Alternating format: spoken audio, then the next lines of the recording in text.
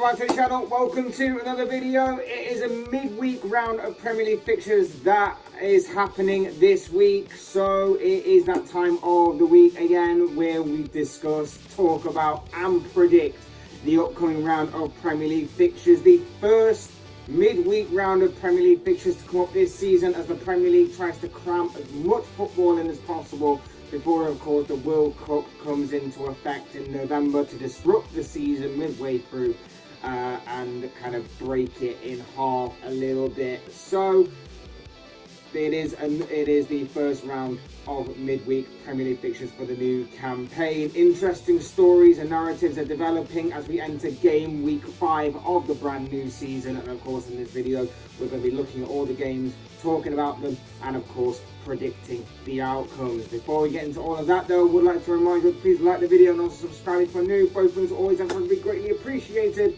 But for now, let's get into the predictions. We're kicking things off with Crystal Palace taking on Brentford at Selhurst Park on Tuesday night, the first of a few games to take place on Tuesday. Palace, of course, could feel a little bit hard done by the 4-2 defeat they suffered against Manchester City on Saturday. Of course, going 2-0 up. A couple of controversial decisions followed before City came back and beat them by 4-2. Whilst Brentford, of course, drew 1-1 with Everton in a game where if their finishing had been up to a higher standard, maybe, just maybe, they could have got more from that game. It's an interesting one, this one. Two teams who like to get the ball down and play some nice football. It could be a very underrated and under the radar kind of game to go ahead this week in terms of what could be an exciting and interesting football match ahead. Both teams obviously have players that can hurt the opposition. Both teams have had pretty okay starts to the season, I think, all things considered. It's going to be interesting to see how these teams do going forward. It could go any which way. I'm not really going to back a particular horse in this one. I think that this one could end in a draw between two teams who I expect will put on a pretty good game of football ahead. So I am going to go for a draw, and I'm going to say that this game will end 2-2 come the final whistle. Next, we're at Craven Cottage, Fulham at home. They're taking on Brighton. Again, another interesting game in prospect here.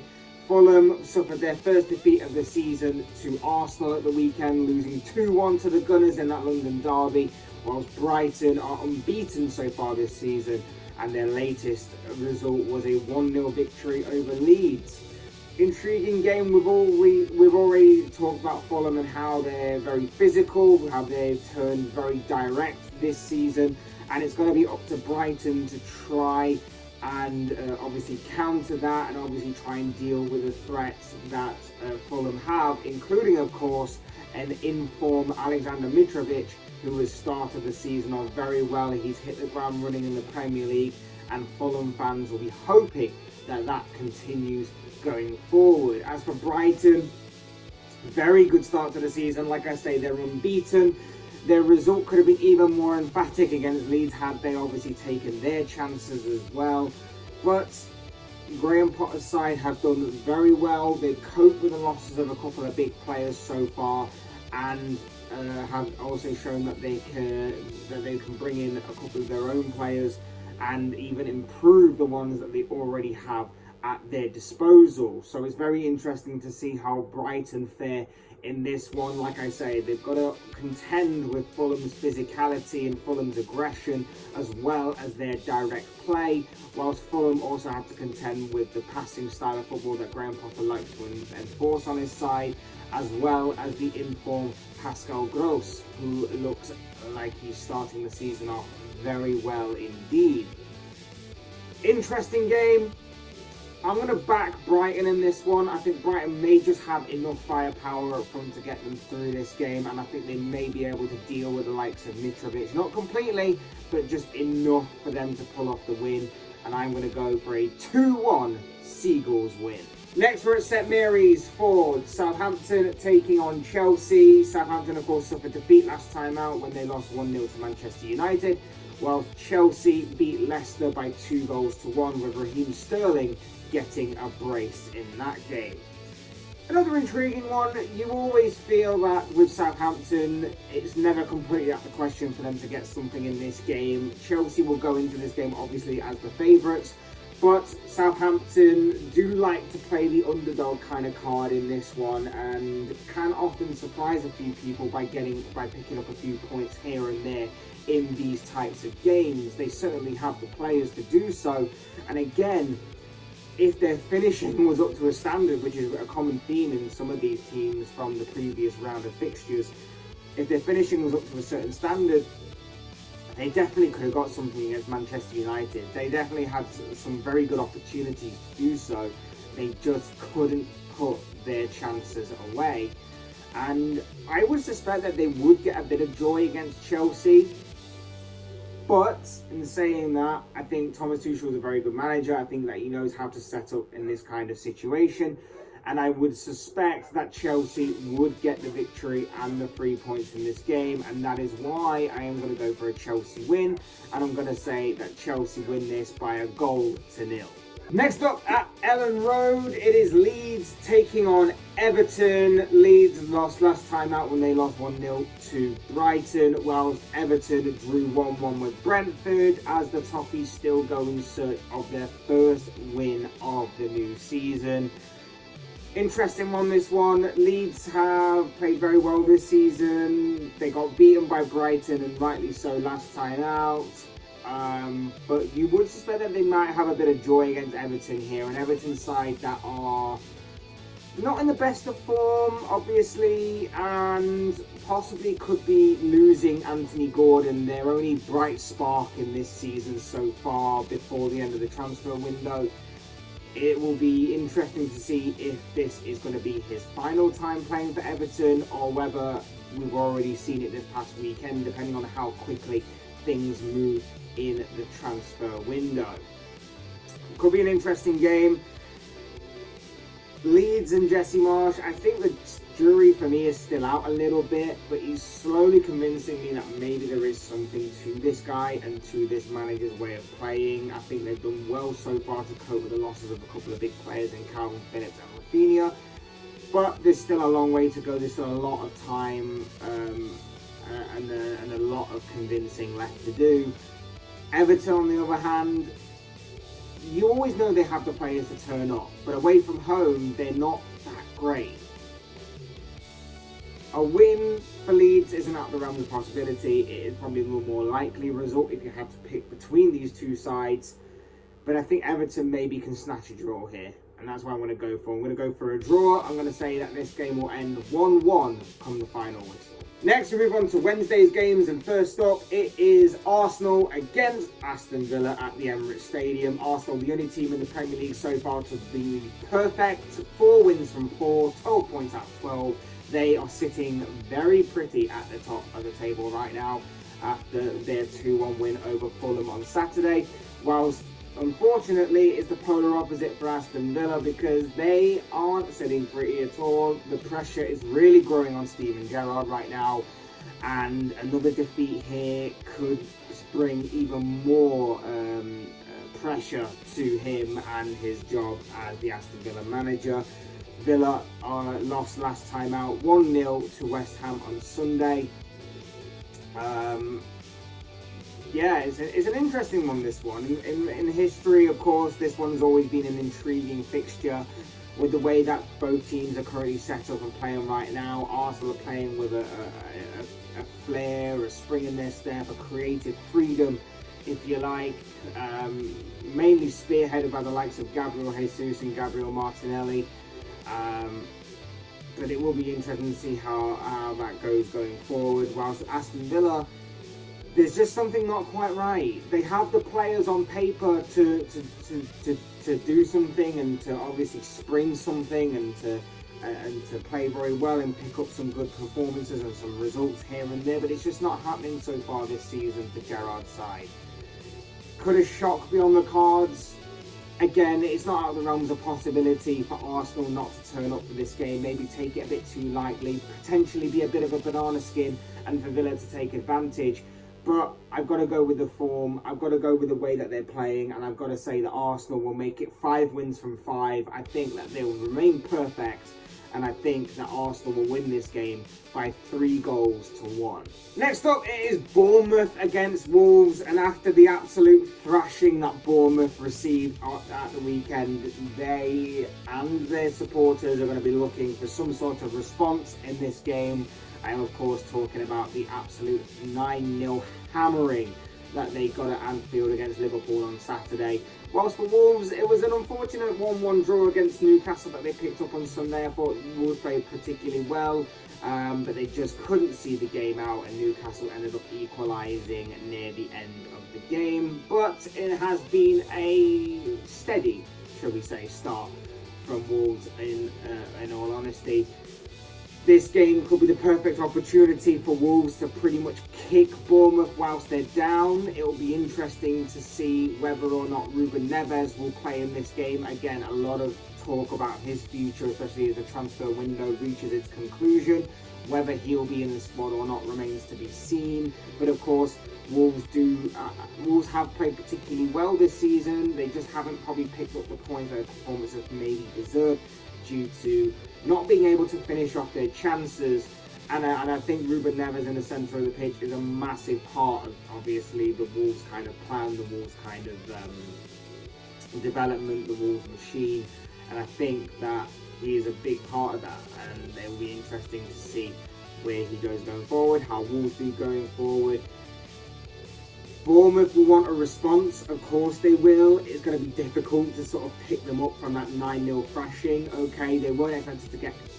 Many people want to say that they weren't expected to get anything at Anfield against Liverpool, but at the same time, 9-0 may be a bit more emphatic. And I think I can just see Wolves kicking them while they're down, and that is why I'm going to go for a Wolves win and say that the away side come away with this with a 2-0 victory. Next up, an intriguing game at the Etihad for Manchester City taking on Nottingham Forest. This one could be very intriguing. City, of course, back to winning ways last weekend with a 4-2 victory over Crystal Palace in somewhat controversial circumstances, but they won't matter at all because they came away with the 3 points, whilst Forest lost 2-0 to Tottenham in what was a spirited defeat, shall we say.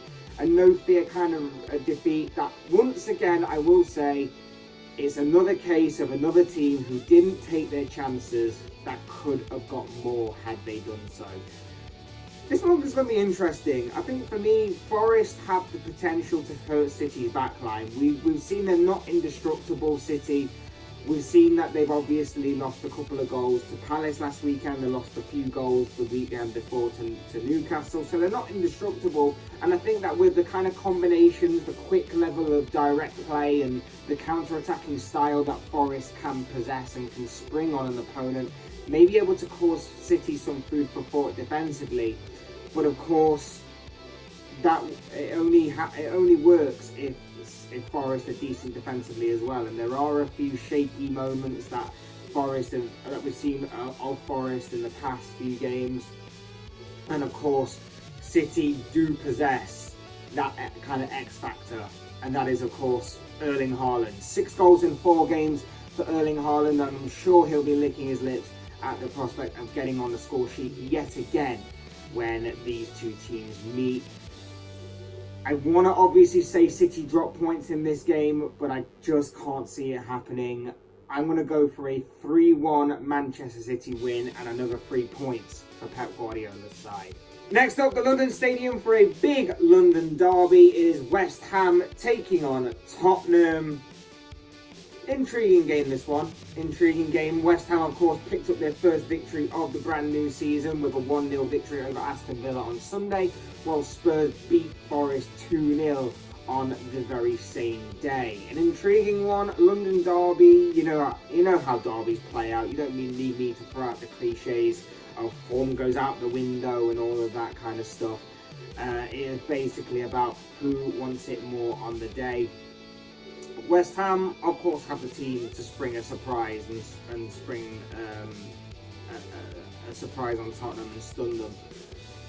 Spurs obviously have the players to obviously see out this game and win this game. And with the form that Harry Kane has started the season in, you wouldn't bet against Tottenham not winning this game, to be perfectly honest with you, even though his partner in crime, Son Heung-min, hasn't started the season off in the brightest way or the best way. Harry Kane has kind of carried the burden and has started the season very well, scoring 2 goals on Sunday to add to his growing collection. You would say that West Ham would be given a bit of hope and a bit of motivation by the way that Spurs haven't been entirely convincing this season, but at the same time you would kind of suspect that maybe Tottenham making games boring, maybe sitting back, is helping Spurs a little bit in order to launch their own counter-attack. That with Kulusevski, Son, even Richarlison to an extent if he was to come off the bench, and of course Kane would thrive upon. And it'll be interesting to see how these two kind of sides match up in this kind of atmosphere, in this kind of scenario. Big London derby, West Ham at home, could be very hostile, could help them in a way. A draw is certainly possible, but I think Tottenham may have just enough firepower to see them over the line, and that is why I'm going to go for a 2-1 Spurs win. For our penultimate game, we are at Anfield for Liverpool taking on Newcastle. Big game in prospect at Anfield on Wednesday night, and also a big and notorious game in Premier League history as well. Liverpool, of course, managed to finally kick off their season with a victory on Saturday when they beat Bournemouth by 9-0. That's 9-0. And of course, Newcastle picked up a point. Alan Saint-Maximin salvaged a point for Newcastle in that 1-1 draw with Wolves on Sunday. Like I say, big game in prospect, an interesting one as well between a Liverpool side who may take a bit of more confidence and a bit of a boost from that win on Saturday to go into this game with. And of course, against the Newcastle side who, whilst both teams are definitely missing key players and big players and a lot of injuries, and they're having to contend with that as well, Newcastle are probably missing the more key players in all honesty.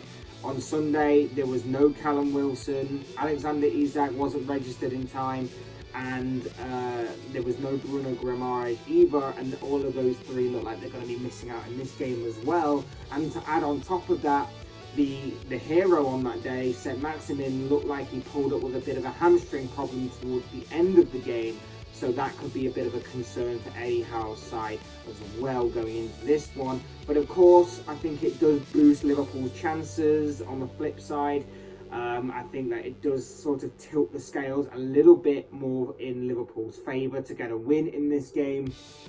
I think it also, with it being at Anfield as well, that kind of helps.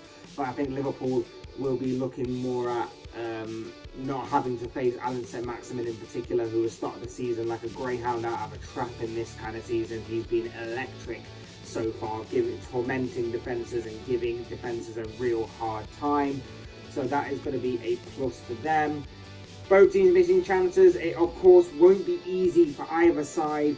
I'm expecting though Liverpool to win, given the key players that Newcastle will be missing, and I think that the Reds will be able to pick up the 3 points, make it back-to-back wins for the first time this season, and I'm expecting Liverpool to win this game by 2-1.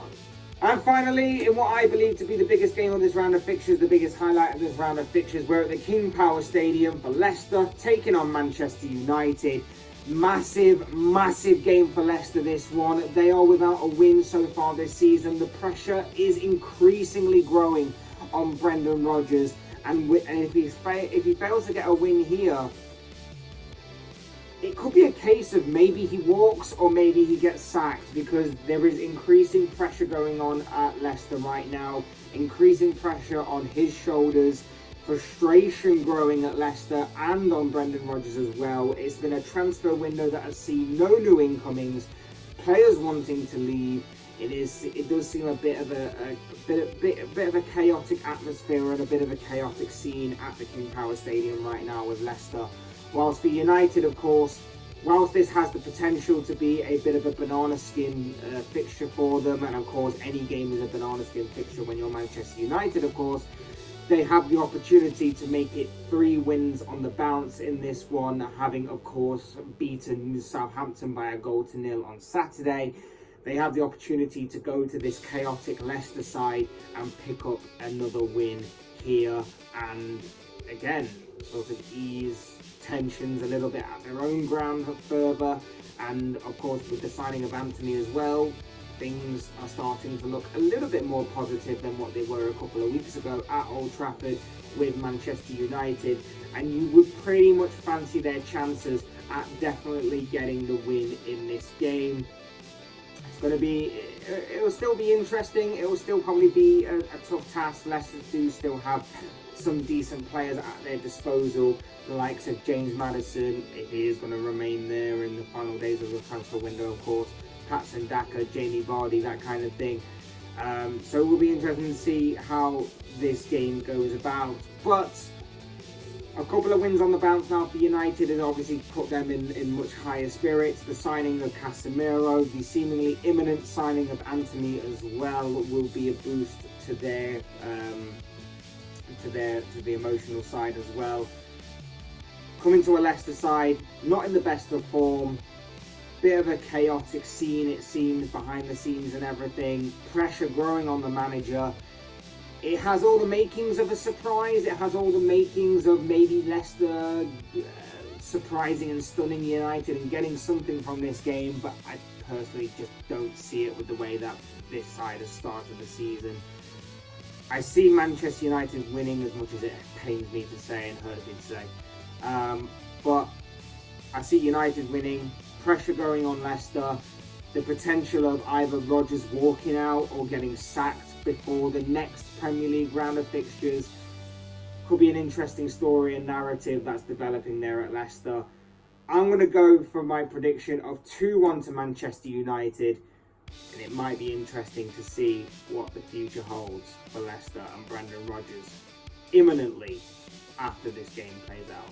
But of course, as I always say, these are just the thoughts, comments, opinions, and most of all, of course, predictions of this guy. I want to know what you guys think. What do you make of this weekend, this week's round of Premier League fixtures that are coming up for the first midweek special of the Premier League? Who do you see winning? Who do you see losing, drawing, whatever you want to call it? Down below in the comment section, I'm sure will make an interesting reading. Also, fantasy football, Premier League managers, whatever you want to call it. Who do you see having a good week? Who do you see having a bad week? Who are you putting into your teams? Who are you taking out of your teams? That could also make for interesting reading as well. For me, like I say, you cannot look past Erling Haaland right now. I'm sure he is chomping at the bit to face Nottingham Forest, and I'm pretty sure he will get on the score sheet on Wednesday night. So look out for him, look out for the City game in particular as well. Otherwise, hit the like button on the way out if you enjoyed the video, subscribe if you're new and want to see more content like this. Both things are always incredibly greatly appreciated, and as always, thank you all so much for watching and listening. I've been Fletch, this has been another Premier League preview show, and I will see you speak to you all again soon in another video.